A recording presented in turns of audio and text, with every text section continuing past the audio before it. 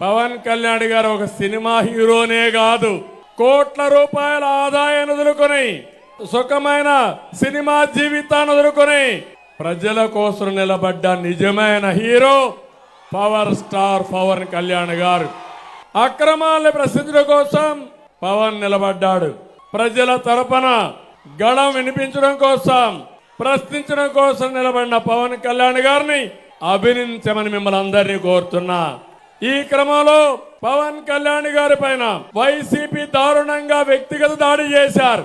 అయినా అనేక అవమానాలని, దాడుల్ని తట్టుకుని నిలబడినటువంటి పోరాట యోధుడు పవన్ కళ్యాణ్ గారు అని చెప్పి నేను మీకు తెలియజేస్తున్నా. నేను ఇబ్బందుల్లో ఉన్నప్పుడు బేషరతుగా వచ్చి నా కోసం పనిచేసిన వ్యక్తి పవన్ కళ్యాణ్ గారు.